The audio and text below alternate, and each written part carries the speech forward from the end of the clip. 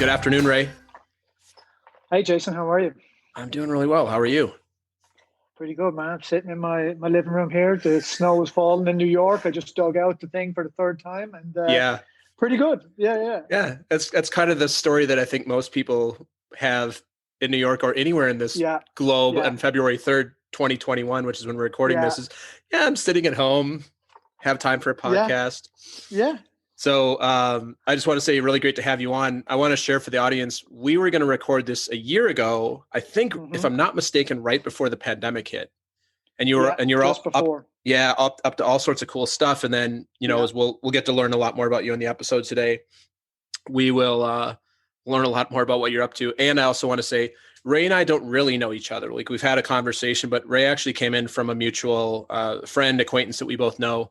And so I know a little bit about you, but one of the great things about this podcast, I get to learn a lot about people that I actually don't know much about. Sometimes I have friends on, sometimes I have people that I know a lot about. I don't really know a lot about you, which is really fun for me because these questions I'm going to be asking you and be like, I literally don't know the answer to this. So I'm yeah, excited to do this. I'm excited that you reached back out to me to come on. It really means a lot. So thank you so yeah. much. Of So course. Ray, first things first, why don't you introduce yourself to the audience? You mentioned you're in New York City, who you are, and anything else you'd like us to know to kick this off. Yeah, for sure. I suppose the easiest way to go about it, I met like how I ended up here was I have a restaurant in New York. I'm in the hospitality business and an events company, but I'm very into like outdoor adventure sports, which kind of comes into it later. And we have a running club at the restaurant, and we really like to kind of build this kind of active community around the space. So a friend of Jason's, Jesse, used to come to the run club, and we would go running on, it used to be Monday nights, or it used to be Wednesday nights, now it's Monday nights. And we were running together, like we were running the same pace or whatever. And Mm-hmm. he was asking me, did I have anything coming up? And I told him what my next kind of project was. And he was like, oh, you've got to call my friend Jason and talk to him about it. Yeah. So the project is I'm going to row a little boat unsupported from New York City back home to Ireland in the summer, this Oh my summer coming. God. Yeah. That So, sounds, that is not something I would want to do. yeah, I mean, it's probably not for everyone. Yeah. That's a fair So, statement. yeah. And it was supposed to happen. I mean, there's a long winding journey around this thing where, I mean, it's supposed to happen 3 years. There's only a very small weather window you can leave in. Mm-hmm. So you kind of like lessen the risk involved. So you have to leave at the end of May. So you have the summer to get there before hurricane season starts again in like Oh, September. right. Yeah. So What's the name of the Atlantic weather system? The Atlantic. It's like the El Nino. the What's that called? Gulf Stream. The Gulf Stream. Yeah, of course. It's where Yeah, you get to yeah. fly faster one way or the other than the other. Yeah, for sure. Yeah. Got it. So actually, and it's funny, it's like you can take for us, there's kind of two ways of going about it. You can try and get into the Gulf Stream, and then you follow the Gulf Stream all the way to Ireland. Yeah. Now, the thing is, the Gulf Stream is not a straight current like the trade winds or some other ocean currents. It rolls off into these kind of huge eddies and whirls. That is fine if you're a very powerful motor vessel. But if you're just like three idiots rowing a boat, you're very much at the mercy of big sea currents and the weather, really. Yeah. So we're kind of thinking we're going to go to the more northern route over the top of the Gulf Stream. So it's going to be a lot more cold, but hopefully more consistent. Yeah. Wow. I know we're going to talk more about this. I'm a little blown Yeah, away. So I'm just going to ask you the first question. I think this will yeah, probably be a continuation, or you can answer something else. But yeah. yeah. So what's something that you nerd out about, Ray? And I think we've already got the answer to this one. Well, I mean, for sure, at the moment, all things nautical are what Yeah. I have to nerd out about. Yeah, because I don't have any real sea experience, so I'm kind of I need to put myself under pressure. I thrive under pressure, so I pick kind of things to do. and then I'm forced to become very, very concentrated about getting them done over periods of time. So yeah, learning all kinds of weird and wonderful stuff. Today I learned that. So we're also like working on this like kind of bootstrap shoestring budget to get this done, because the sponsors we had last year, because of COVID, are no longer the sponsors this year. So we're like trying to get new sponsors, but then we're trying to get, we're looking at how to like really bare bones it. So like instead of buying like expensive deck shoes, we're like, can we just get like rubber Wellington boots? Yeah. And then I'm kind of looking into that.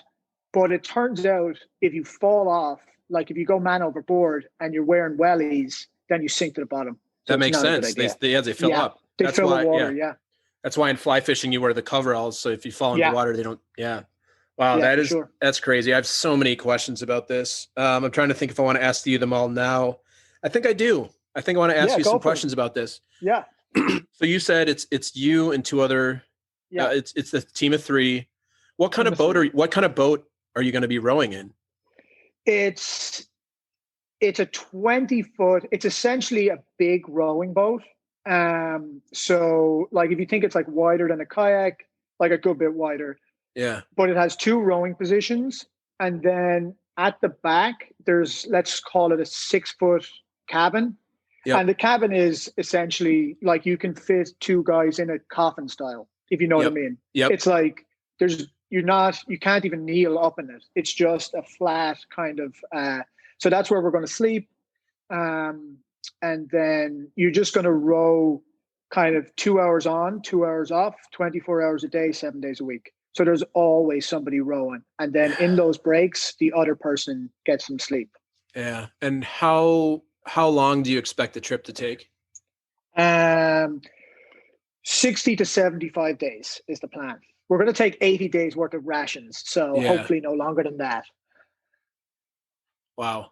So you said, it's like, wow.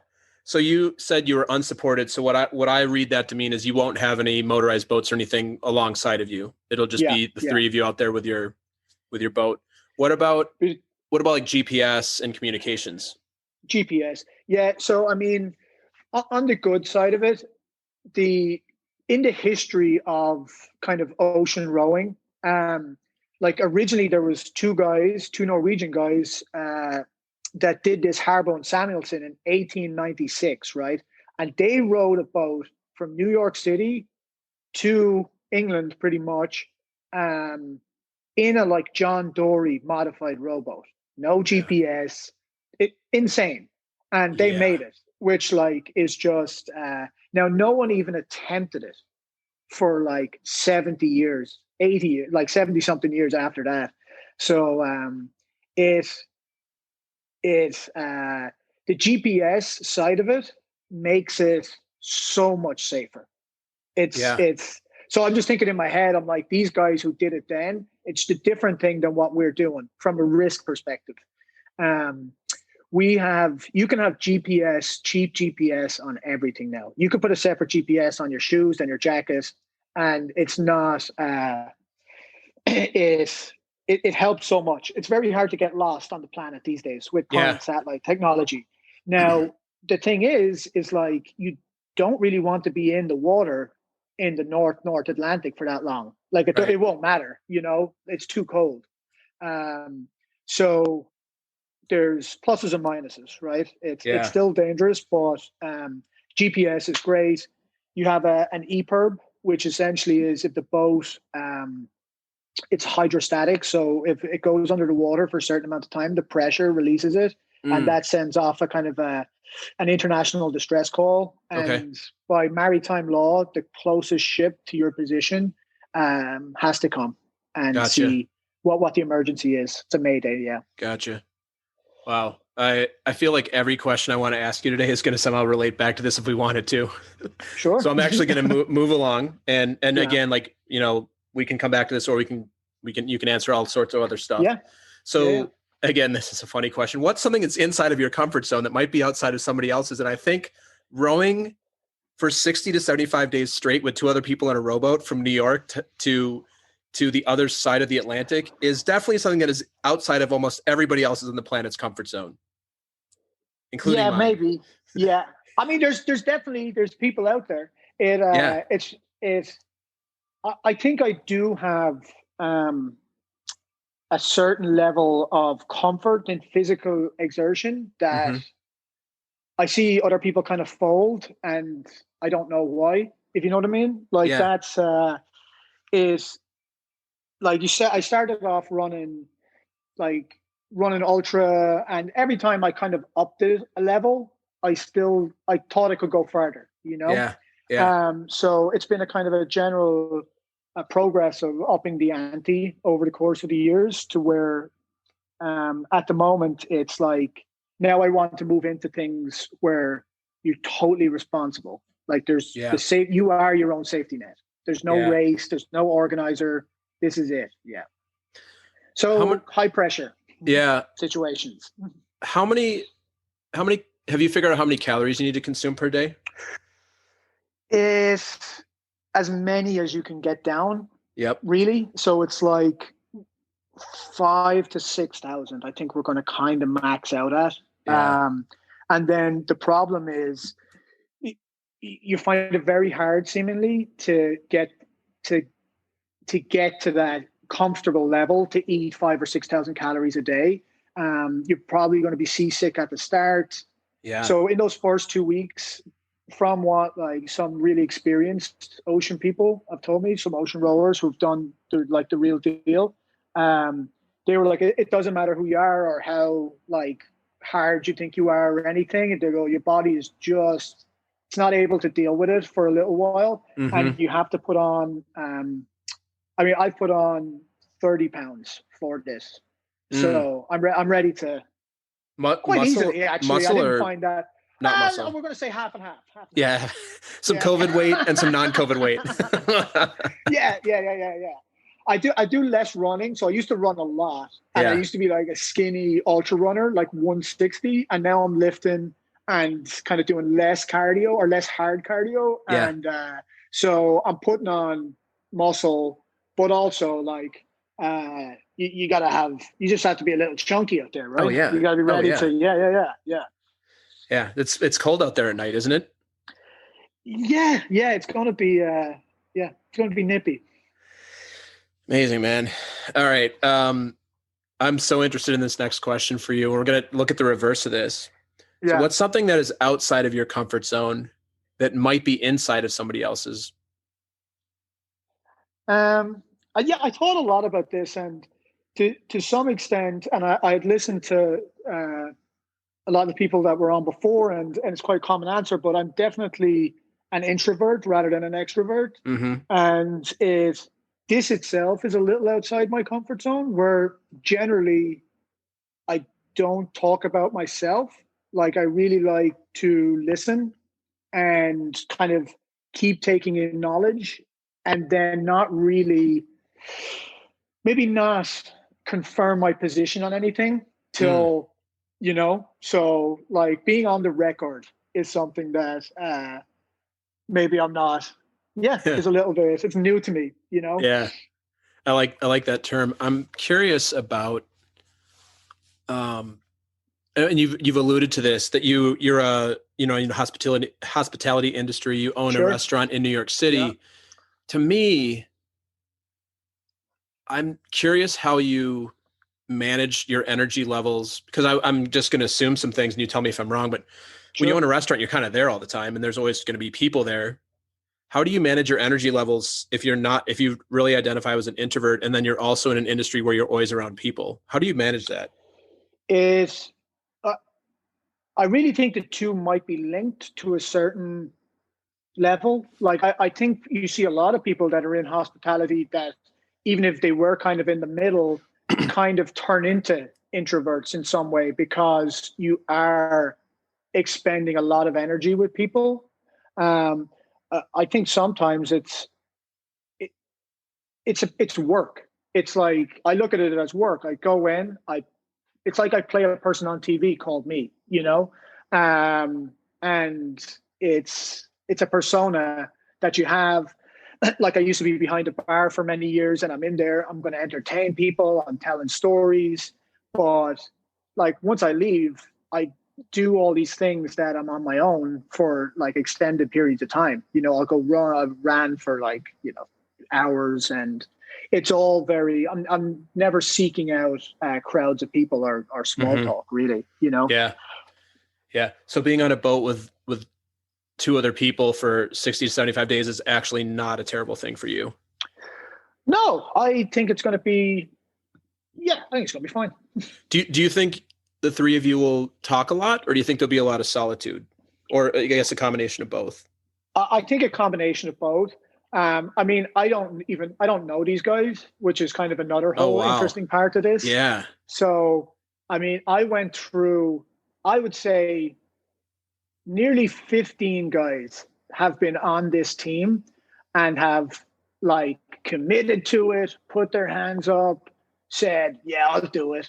And then like slowly backed out or like ghosted me like we're teenagers. Yeah. And so I found the current two guys, when I was supposed to go last year and COVID happened, it was two guys, international guys who were supposed to come, and their visas just didn't work out. So that was another problem we kind of had to solve for this year, where it's like, I need to get 2 new crew members, 1 to 3 new crew members that are American, basically, that are in America, that can get to New York in May to start rowing. So I found Chris on an adventure forum. I literally am like posting like Ernest Shackleton ads on things. Amazing. Yeah. Need guy to row cross ocean. Swipe right if you're interested. Guaranteed. Yeah, for sure. It's extreme Tinder. And then so, I mean, my only qualifying question is, are you going to show up? It's like not, not do you know how to row, or do you know anything about the ocean? Doesn't matter. We'll figure it out. That's amazing. So, I mean, and it's kind of like one thing where what was important to me is not whether like you could row an ocean but I did need to know that you had done something that you weren't going to break. That's the important part. So, I mean, these two guys, they're young, but they are like outdoor professionals. They Alaskan mountain guides, big time skiers, big wall climbers, surfers. They kind of live in their vans. Yeah. But they've like hiked the Pacific Coast Trail. They've cycled across America. And there's these kind of things where it's like, because I need to put my life in these guys' hands, So there's a lot of trust going in here that you're going to be asleep. You have to sleep at some point. So if there's like an oil tanker coming from a mile away head on, it's going to be one of these guys at some stage's job to to not be asleep out there. Yeah. That was actually another question I was going to ask you. Does the boat have lighting on it? Yeah. Now the boat is in context. The boat is so small in the open ocean offshore that it doesn't really matter. Once we get out past the harbor, the size of the swell means you're practically invisible. Yep. There's they won't. You're dealing with like kind of commercial shipping traffic. It's not really a pleasure sailing. Well, sailing, you get some big sailboats, but generally it's commercial traffic in the North Atlantic, and they're not really keeping an eye out for 20-foot rowboats. That would make sense. Yeah. That makes sense. All right. Thank you. I want to move to a question for you about speaking. So I always like this question for people that identify more as introverts, but what's also interesting, Ray, is I interview a lot of people who speak on the show. Yeah. A lot of speakers are very introverted, and their way of expressing themselves is on a stage. And then when they're in the one-on-one scenario, they don't like it that much. So I'm curious for you, if I give you 5 minutes and you get to deliver a speech to the entire world, it's like your 5-minute TED Talk. What would you give your speech on, and what would your call to action be at the end of the speech for the audience? I had thought about this one, and you gave me some notes before, and the idea for me, and we talked briefly about it, was the idea of a 5-minute speech to the world just doesn't compute in my head to some way. I don't think I have anything to say to the man in South Sudan that it assumes we're all together. And the one thing it made me think of was these speeches where like in Armageddon or Independence Day or something when, you know, the president is on the TV and somehow Yes. everyone is tuned in and it's like the aliens have landed. And so, I mean, if I've got to be on TV and the aliens have landed, it's like, I don't know, be strong, love each other. There you go. Be fight strong. to the death. Be strong, love each other. Don't fly your fighter jet into the UFO. Yeah. Awesome. We're gonna be okay. Yeah. I also like really have grave doubts about our chances against aliens that manage to land here from another planet. But, would you deliver that in the speech, or would you keep that to yourself? You got to keep that to yourself. You got to keep that. That's leadership 101. Keep that to yourself. Yeah, you're like, this is all going to work out okay, and then you walk to your VP and you're like, we're totally screwed. We're done. We're done. Screwed. It's over. It's not going to work. That's funny, Ray. We are going to take a really brief commercial break and be right back after this. The Talking to Cool People podcast is brought to you by Jason Frizzell Coaching.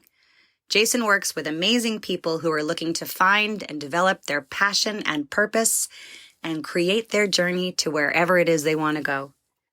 Check us out at jasonfrizzell.com, Facebook, or on Instagram. Jason loves hearing from anyone who thinks it would be cool to connect, to be coached, or to be a guest on our show.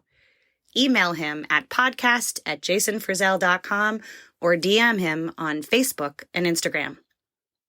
And now, back to some more amazing conversation on Talking to Cool People. All right, Ray, we're back. And I just want to tell you, I think I'm trying to think what episode number in terms of the amount of people I've recorded. I want to say that you'll be about anywhere between 65 and 70. Yeah. I don't know that I've had anybody else. I think all my guests are really interesting. I don't think I've had anybody else on who's even come close to the level of,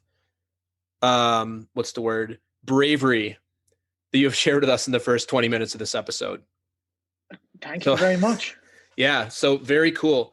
I wanted to ask you, actually, let's move into the next section and maybe we can cover this here in the next section. So this is the part of the show, Ray, where you get a chance to share like who you are, what you've been up to. We kind of know what you're going to be doing in May.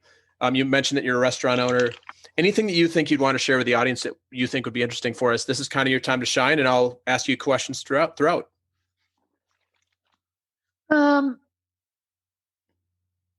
share with the audience. Well, let me ask you a question, Ray. Sure. How did you get into the restaurant business, or how did you end up owning a restaurant? So, yeah, I was kind of like thinking about that with the journey to today, where I originally, we'll start from the very start. I was born in the States in San Francisco, and we moved back to Ireland when I was about 3 years old, I think. Mm-hmm. So my parents had kind of eloped over here, and then my old man got deported back to Ireland. So instead of staying and being a little 3-year-old Irish construction worker, I decided to go home as well with them. And when we got back to Ireland, Mom and Dad took over my grandfather's bar, a pub in a small village in Ireland, Kilmacromas, where I'm from. So I grew up in Kilmac. I've always been around the bar business, the hospitality business. Grew up in it, literally right upstairs. I mean, I would find it very different to not be involved in that kind of, like, it's never been it's really a life for me rather than it's ever seemed a job, if you know, to a certain extent. And then I've been trying to get out of the hospitality business for nearly 40 years, unsuccessfully. Pretty much. So then when I was going to college, went to art school. I was a painter back in the day. So I did that. And then after that, kind of came to America. My cousin was still here. So I came over to New York, and there was no grand plan or anything. It just kind of evolved into, I've been here nearly 20 years now. And then there's two kind of roads for the Irish immigrant, even if they're an Irish American immigrant, where the community is Irish. And it's like the kind of construction and the hospitality, like Irish people own bars in New York. So I kind of seen there was one that looked like there was two girls, and you're having a good time, and I definitely loved a good time at the time, which was one of the problems. And so I started bartending in New York. So I did that for a long time across a whole kind of spectrum of places. Then went to the Standard Hotel. Yep. And kind of really went from being what was all very similar to what I had known from growing up, like mom and pop, even big kind of mom and pop places, where it's like an Irish guy that owned a few bars or whatever it was. And it didn't interest me. I felt like it didn't interest me as much, just because I knew it, And then what really kind of ignited my kind of interest in building something myself was kind of going to the Standard and seeing this $60 million a year food and beverage operation in one place. And it just seemed like there was a lot more moving parts. It clicked an interest in me. So I was like, okay, I want to build something, maybe not exactly like that, but I want to build my own thing on that front, and then kind of coming along, like I've had, and this ties into all the other stuff as well, in like addiction issues, alcohol stuff, and that kind of very much was part of my early life, where I was just kind of adrift, but still working at bars. And you can really be a really high functioning party animal while working at a bar, and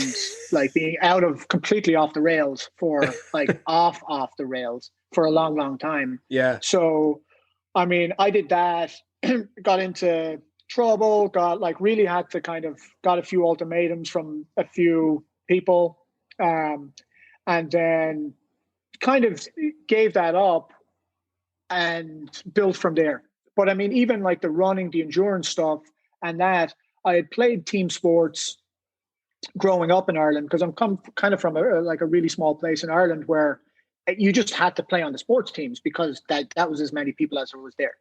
So it's like you didn't really have a choice. No, you just were playing. Like, you played sports every single day. Yeah. And it's a different kind of system in Ireland, in that you play for where you're from, not really the school. Yeah. So it's we played like soccer, the Gaelic sports, hurling, football. I played rugby as well. So all these team sports. So it wasn't completely alien to me. And then I kind of gave it up to be a bit wild for a long time.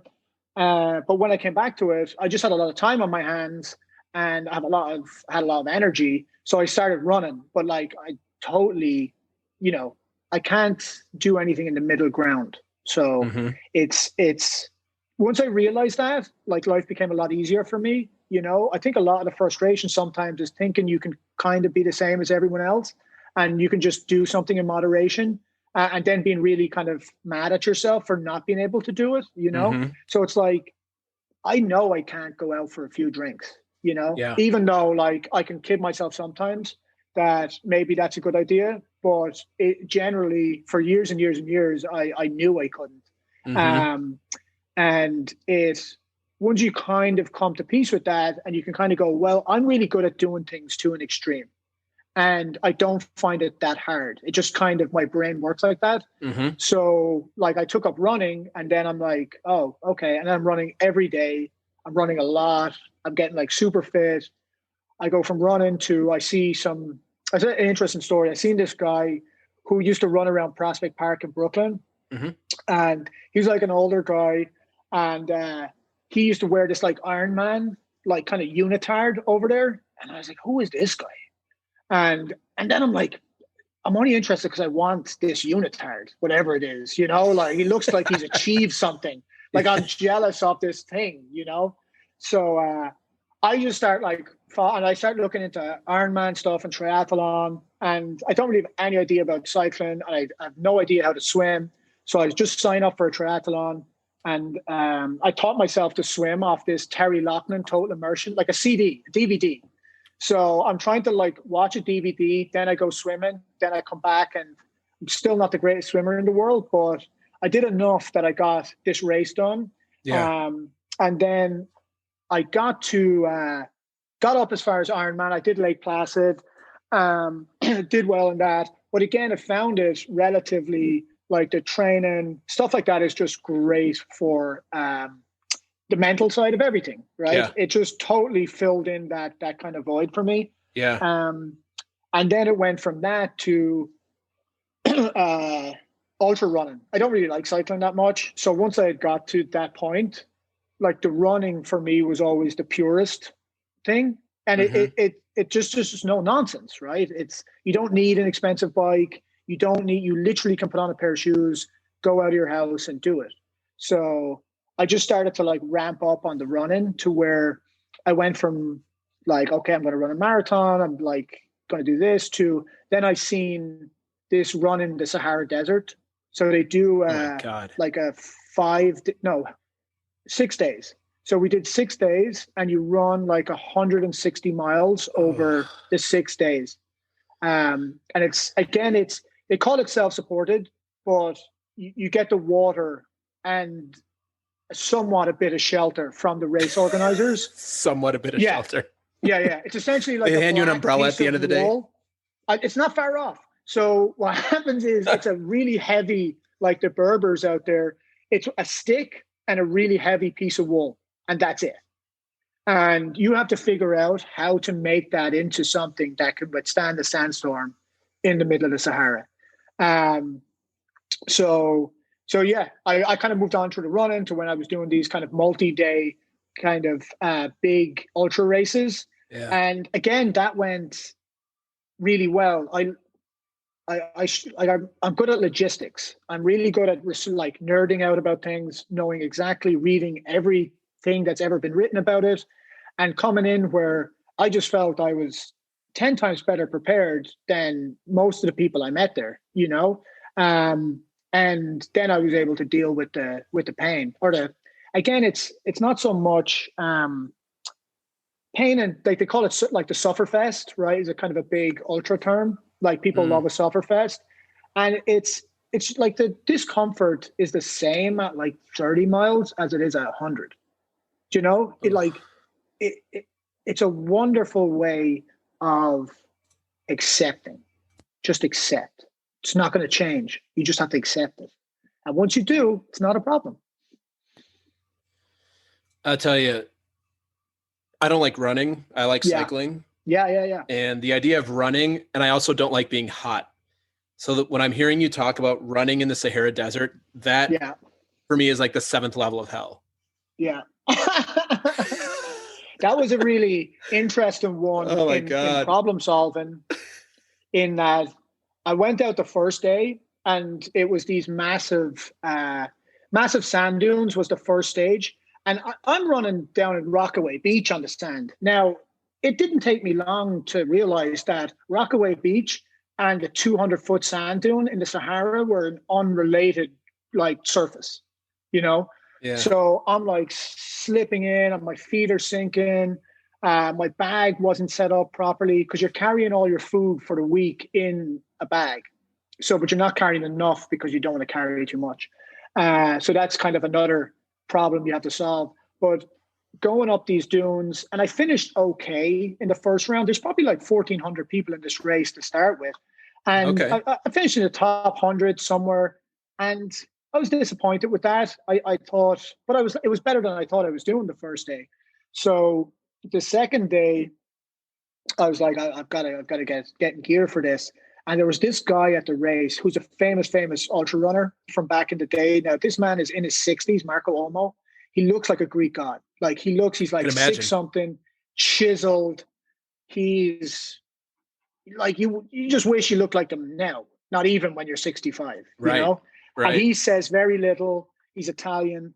And someone had like mentioned it to me that, and maybe I'd read it somewhere, that Marco Olmo knows what he's doing. So I'm like, do you know what I'm going to do? I'm just going to follow Marco Olmo. So I literally went and ran. Now, he's not as fast as he used to be, and I was reasonably fast at the time. So I couldn't hang with like the front pros, but I could stay in that front pack. So I literally ran behind.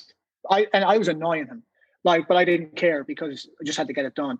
Yeah. But I ran like, I would say 3 foot behind Marco Olmo for like 20-something miles on day 2. And Marco Olmo was just like an amazing lesson in he would like follow the camel tracks, and he had a very specific way of running on the sand, and he didn't do this, and he kept a regular tempo. The whole thing was just fascinating, as I'm running like right behind him. So that second day, I mean, I kind of ran in his slipstream we finished in the 20s that day. Yeah. So, I mean, we're like up with the professionals in the front pack. And then the third day kind of did the same. And then it was an amazing experience. So got to run with finished in like the elites at that race. It was cool. Yeah. It was an amazing experience. Oh man. I'm blown away. I'm blown away by the things you are going to do and the things you've done already. So thanks for sharing all that. That's for sure. Really cool. I want to take a little bit of a turn here. And so this is the part of the show where, Ray, you get to ask me anything you want. And since you don't really know me, I'm super curious what you're going to ask me about that I can answer for you, answer for the audience. So what do you got for me today?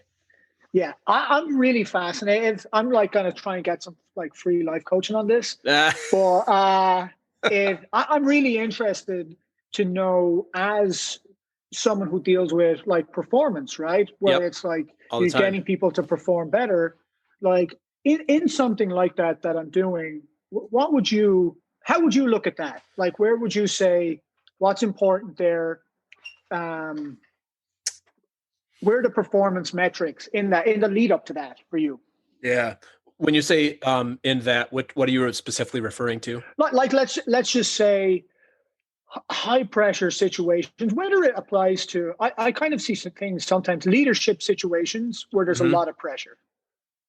Yep. Like you're sure. Kind of, I'm responsible for, I mean, the two guys that are coming as the captain, you're literally responsible for their lives. It's on you.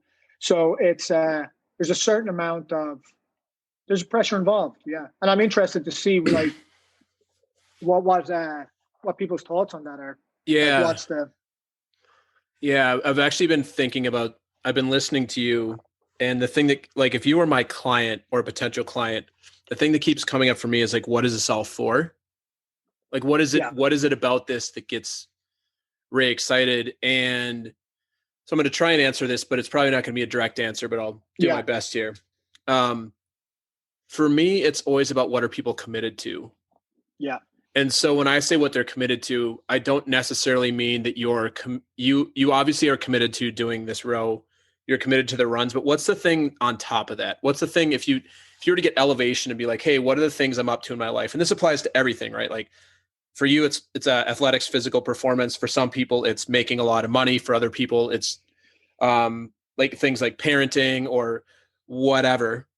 What are you actually committed to? So what I would start with you if you're my client is I'd want to know, what is it about all the things that you do that you're committed to outside of the actual act themselves?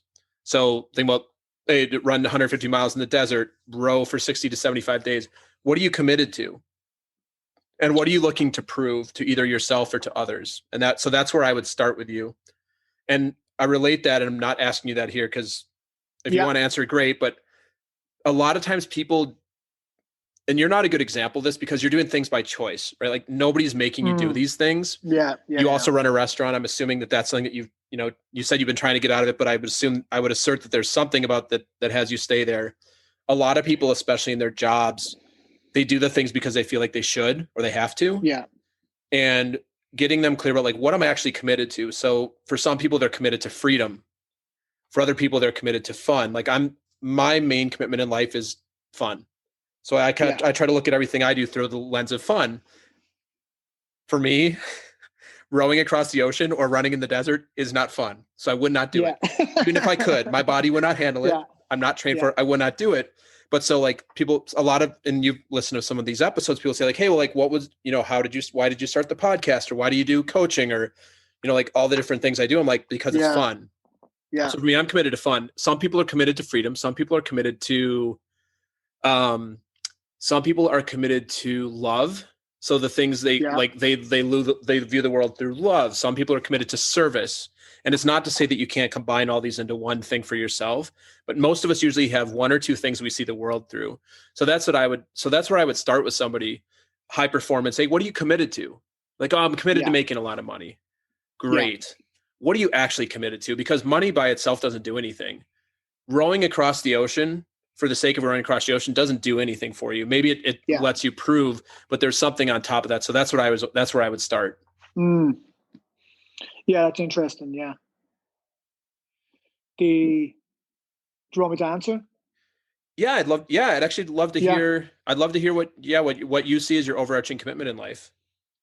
I feel I'm very project driven, you know, and I just divide things into where, let's say, business, and then the physical aspect is just an ever growing list of projects, like from the desert to the rows, and they all interconnect somehow. But it's definitely challenge based. I like to challenge myself, and I want to see what the limits are. Hopefully, you kind of find them before you do something silly. And then independence is a big driver of mine. I think the overarching one. I don't want to work for other people. To do somewhat of the things where I'm interested in, like being able to look after yourself in like really harsh environments, and being is something that like drives me, fascinates me, you know? I think that's it. I really, independence is the independence. Yeah. That makes a lot of sense. The other thing, if I could just put this out there for you, and I don't know if this resonates, and I'm not an extreme sport person. I think in some ways I'm extreme. There's some things that I do that they're not generally around, you know, like performance stuff, like physical performance stuff. I wouldn't say I'm an extreme person, but there are some things that I do that I'm a risk taker in other ways, not so much in this way. Yeah. My guess too is what probably drives you is if I can do this, there isn't anything else the world can throw at me that I can't take on. Yeah. You're like, oh, we had a bad, like COVID. I own a restaurant. It's been challenging. Yeah. You know what though? I ran in the desert for 150 miles, 110-degree heat, like whatever. You just know, that you are reliable to be resilient and gritty and move through anything you need to. Yeah. There's a tremendous amount of growth in stuff like that, where literally putting as much pressure as you can on yourself sometimes is that things don't stress me out. I find it. I mean, if you ask people about me, I kind of find it funny, that when other people are stressing out, I'm looking for the people that are laughing, because it's generally not as serious as people think, Yeah, absolutely. So I think, definitely. Yeah. Did you ever, this to me is also like a kind of a military mindset. Did you ever consider doing military service? It's funny. Someone asked me that the other day. So a good friend of mine, two brothers, and they're a good friend of mine, but one of them is a special forces guy here, a captain in the special forces, and his brother. We go trail running together, and his brother Andrew, who I've been friends with for years, was like, why didn't you think of that? Seems like a kind of a natural path for you, sometimes. And it's like, but you're from Ireland. And again, I don't really, there's no military in Ireland, right? There's definitely no, there is, right? That's no disrespect to the guys in the Irish military, which is an amazing thing. But I mean, I left Ireland pretty much when I was like 17, and then I was home for college for a bit, but I was kind of, again, off the rails back then, where the military, the independence thing clashes with the military. Yeah, totally. I don't mind, I can follow, but I'm not just doing things for the sake of doing them sometimes. Yeah.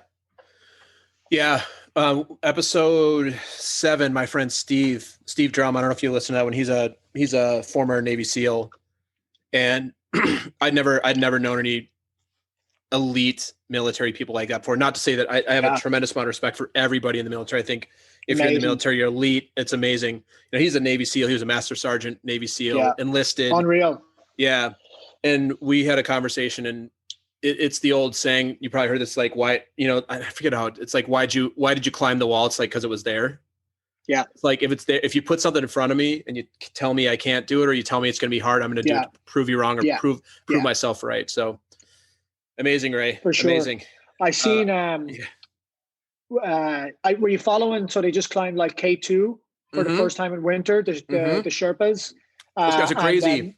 Nims, the guy who used to be a special forces guy in the British Army, was like, he didn't see the big deal. He goes, I was in the SBS, and he goes, we did stuff that you wouldn't believe all the time, didn't have to talk about it, and that's the truth. I mean, these guys are out doing things that would blow everyone's mind, and they're just doing it on a daily basis, and that's their job, and much respect to every single one of them. Yeah. A great question, Ray. I appreciate that. Was that helpful, the answer that I gave you around performance stuff? Yeah. Great. Yeah, it's a good question when it comes to coaching, because a lot of people don't understand. A lot of people don't understand like what we do as coaches a lot. And yes, there's like a level of performance. There can be a level of cheerleading, but it's really getting at the heart of something, because I think you're a little bit, I think what you do, Ray, in terms of like the high performance stuff, is a little more unique than most of us operate, including myself. My guess is you are liable to almost never let yourself down if you set yourself to something, at least in this area of your life. Most of us, myself included, we want to do big things. We want to take things on, and then we run into life. We run into time constraints and money constraints and family and friends and all the stuff that life can throw at you. And without a really strong, clear commitment to we call it your what for. In other words, it's what your why is. If you don't have a strong commitment to that, what's liable to happen is psychologically, you're liable to go and do the thing that's easier, because it's straight up easier. Yeah.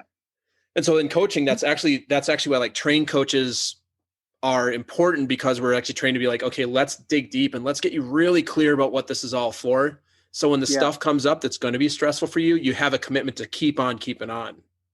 Not everybody has either is born with that or has built that muscle.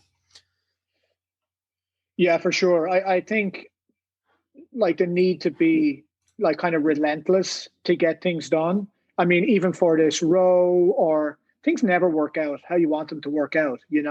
It's like the amount of people that have been involved with this, and you just have to keep in the game until the cards fall your way, and then go hard, and for sure. Yeah. Cool.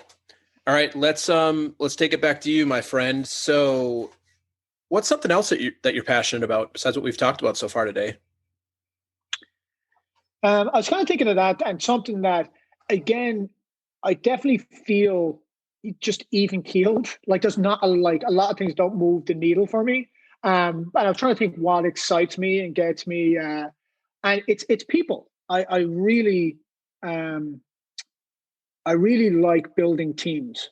I really want like the restaurant, the team we built there, for everyone there to because there's a lot of like lost people in the restaurant business, but it's like people to get a path to help them get to where they want to go, and to build that around that really excites me. And it's like, even with the expedition stuff, where it really, like, a lot of people you will see are solo expedition guys. I know guys like that, and it's very much, it's a different vibe than I'm on. Like, I'm very interested in having these two other guys with me. I'm very interested in how that dynamic works, that kind of like shared bond. And I'm passionate about that. Yeah. Building teams, and people in general. Yeah. I've been waiting to ask you this question. What's the thing that you're most proud of? Again, I looked at that. I struggle with that one. I think that I don't really think about what I've done, or I'm not sentimental in any way. That it's not personal achievement that I'm proud of. The things that kind of fill me with pride are, I mean, my girlfriend is a doctor. I'm super proud of her. My family at home, everything they've done, where I'm from, the little village I'm from, Ireland. It's like those are the things that kind of, I'm like, oh, that's, I feel pride at that. That It's funny, actually. We were having a chat. So I'm like trying to get like publicity in Ireland for the row. And my sister was saying, and also my mom speaks Irish, so she wants Irish words on the boat. So it turns out pride in Irish is broad, is the word for pride. And it turns out that the president of Ireland's dog is called Broad, right? Broad? So what we're going to, Broad, yeah. So we're going to put that on the boat, and then we're going to tell the president somehow that we named it, that like the dog is, we put the dog's name on the boat and make sure he shows up then to when we arrive. That's the plan anyway. And so the president's going to be there to greet you with the dog? Well, I don't know if he buys into this story of that his dog's name is on the boat, then maybe he will. Yeah, that would be awesome. That would be awesome. Now, the president in Ireland is a really nice guy, Michael D. Higgins. It's a different job. It's like a ceremonial job rather than the prime minister type of thing. Sure. But yeah, he's a man, and I feel he'd show up. You know, we'll get him a ham sandwich and a cup of tea, and hopefully he'll rock up there in August when we arrive. That's awesome. That's awesome. So Ray, what's something that you're afraid might actually be true about you? What am I afraid of?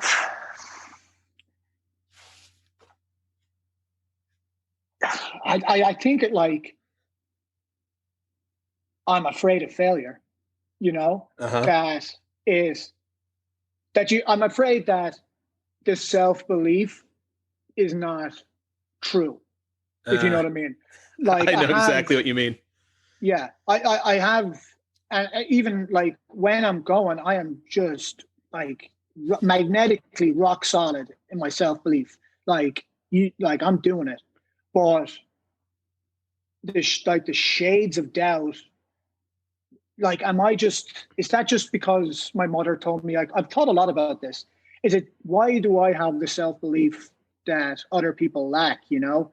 And it's like, you kind of like, I need to run everything back. And you're kind of thinking, is it just because like your mother told you could do everything or whatever it is, you know? Does it just come back to like my mother being amazing, or like, where does it come from? And I'm scared of it being true, that it's not true, you know, that really it's like just this kind of illusion that I'm kidding. Well, it's got me this far, but that it might shatter at some stage. Yep. I'm over here thinking of my coaching years. The thing that's interesting about the thing that you're afraid might be true about you.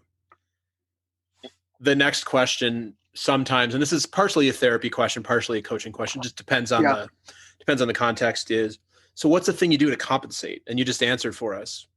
So you're afraid that what might actually be true is you're a failure. So what you do is you go out and you prove to yourself and to all of us that you cannot fail at anything you set your mind to doing. Yeah. And we all have a version of this.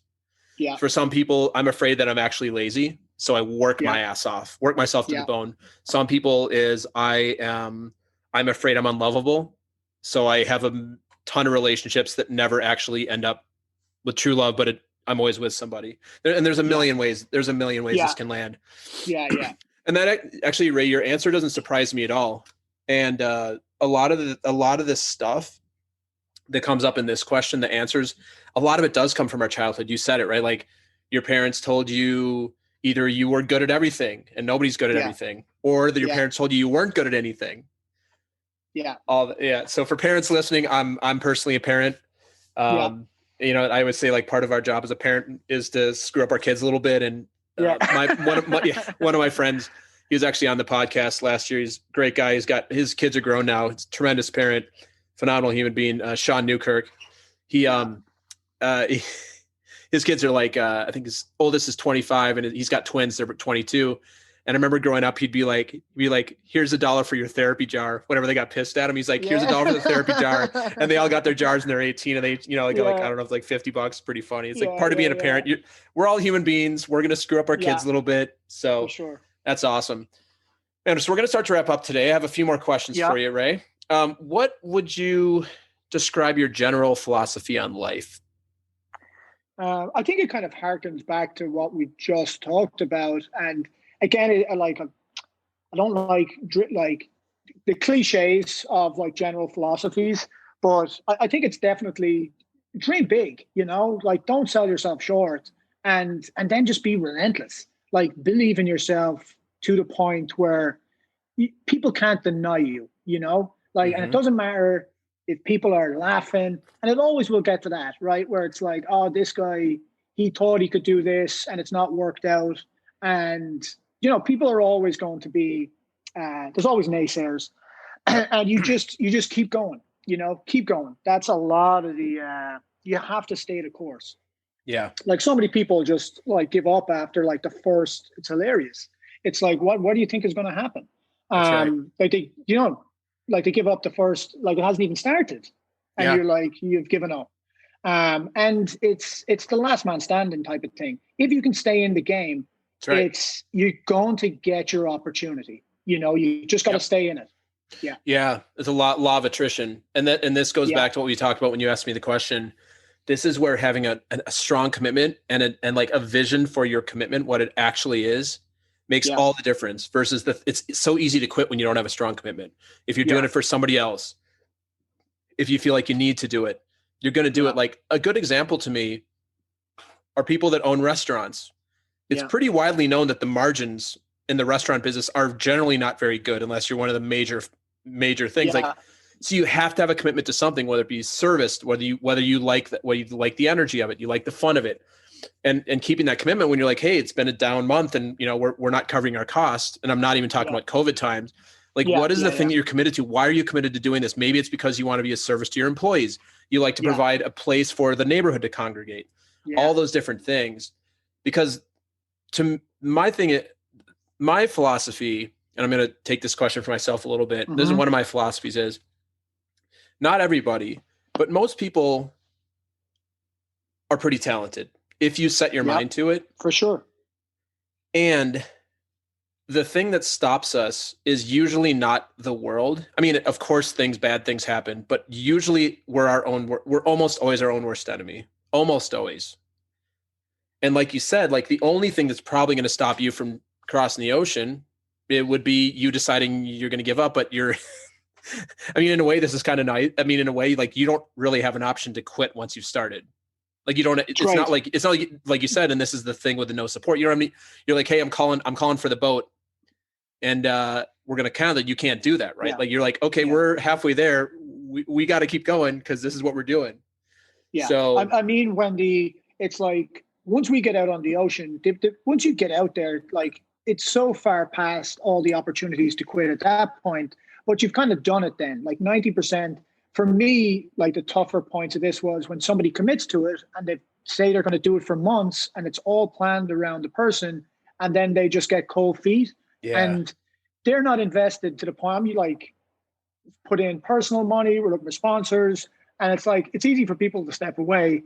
And when that happens, not once, not twice, but multiple times, it's like, and people are looking at you like you're a fool, you know? It's like, and then everyone's a believer once it happens, you know? Like everyone's on board then, but you got to stick with it when no one believes, only you. That's the point. Yep, exactly. All right. Is there anything else that you would want to share with the audience at this point? Maybe around, actually, I'd love to hear. I'd love to hear more about a little bit more as we have a few minutes here about the charity that you're rowing for and anything else that you think the audience would find interesting about the row that you have coming up here. Dates, how they can follow you. If you have any, I don't know if you have any social presence or any of that stuff. So people definitely have to follow along on social, because what we're going to do, and it's going to be really interesting is, and this is kind of a whole new thing in expeditions, where the same thing as we talked about with the GPS, you can now send photos every day from the middle of nowhere. So we're going to tell this really interesting story over the course of the whole summer. So every day, every couple of days on Instagram, you're going to be able to follow this practically in real time as it unfolds. And we just like this, the ocean kind of strips us bare. And we're going to see what kind of psychological effects that has on everyone on the boat. And it's going to get weird, right? And on top of that, I'm definitely bringing in a lot of the art school background as well. So I'm looking at it as like, I'm very interested in storytelling and art and visual art. So I'm looking at it like an art piece. That's where I've gotten to with this kind of expedition stuff, where I'm very interested in in the telling of the story. So the Instagram is The Hard Way Home. I'm So following. I'm going to follow it as we home. speak. Yeah, it's going to be a lot of fun on there. Their website is thehardwayhome.com, and that will have like the tracking and everything else, so you can follow along there. And then for the charity, I was looking for what ties in, right? I always feel better when things like have a narrative strength together, you know. And I was trying to feel like, what am I passionate about? What can we really get behind on this? And I talked to someone who I trained with, another Irish guy, and we were sitting at the gym or whatever, and he was like, "Oh, why don't you do it for the Kevin Bell Repatriation Trust?" And I honestly didn't know about Kevin Bell's trust, and he was one of my friend Seamus's friends, and he was a 26-year-old Irish guy, and he was killed kind of tragically in the Bronx. And then when his family tried to get him, like, his body back to Ireland, I mean, there's just so much red tape and bureaucracy and the trouble and the cost involved with it that, I mean, after they had gone through their own tragedy, God bless them, that they turned around and took that and were like, we're going to help other people so they don't have to go through that. So they ended up setting up a charity around their kitchen table, right? And their charity is, you call us and then you don't think about it. We pay for it. We deal with all the bureaucracy. This is not something you have to deal with. If something tragic or sudden happens and it's 1,000 miles away, 5,000 miles away from Ireland. Yeah. Now, yeah, so it's very Irish centric, but it's something that that could have been me. That could have been any one of, like, some of my best friends, you know, that it just resonates so strongly with me. And then to do with the journey, it's like, it's the same thing, right? It's like the hardest way home. Like, I just have visions of, like, it's almost like you're just rowing this boat back to Ireland, you know, on this kind of, like, you know, the same journey to some, like, kind of, so that kind of, like, a couple of levels to it, like, kind of physical, kind of spiritual levels. So yeah, I'm really, really excited to get behind it, and hopefully we can raise a lot of money and lend some meaningful assistance to the Bell family. I'd be stoked. That's awesome. Younger. Right? Yeah, I'll definitely in the show notes, I'll put in a link. You'll provide this to me before we release the episode. We'll put in the Instagram handle. Also put in any other websites people can donate. You can consider a donation from me and my family. This sounds like a really good cause, and it's very cool, man. Very cool. Yeah. All right. So last question for you, Ray. Yeah. Actually, before I ask you the last question, I have an offer for you. Okay. I would love to have you come back on here this fall and talk about what the experience was like for you. The experience of this was. Deal. So done. We'll do a virtual handshake since we are not near each other. We're 100 some miles away from each other. Yeah. Cool. So we'll have you back on in the fall to come and give us all an update on how this all went for you, and definitely. And hopefully you're psychologically okay at that point. I don't know. I think I would literally be going crazy.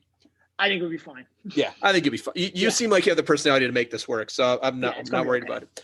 Yeah. Great, man. So last thing, love if you'd leave us with some words of wisdom, and the words of wisdom should be short and sweet. So what do you have for us and for the what do you have for me and for the audience, Ray? Words of wisdom. On my Post-it note that I will put up for the world, I'll have 4 words, and they are: get on with it. I love that. Get on with it. Like, stop talking, stop analyzing. Yeah. Get on with Just it. do it. Like Nike put it up very right. That's the more that's the more Irish way to say just do it, I think. Yeah. Get on with it. Get on with it. That's great. Well, Ray, thank you so much for being on. Again, thank you for reaching back out after all this time. I wish you and your team the very best of luck in May. Wish you the best of luck with the restaurant as we start to come out of this pandemic. I can't wait to come down and have a drink at the bar and see you sometime soon. Great.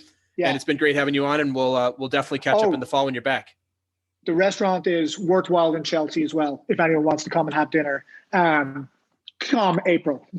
So we're closed at the moment. It's closed when you can actually be outside. Yeah, actually, while we're on this topic real quick, tell us a little bit about the restaurant. I realized we didn't get a chance to hit that. Yeah, so I mean, it's been a very interesting year in the restaurant business.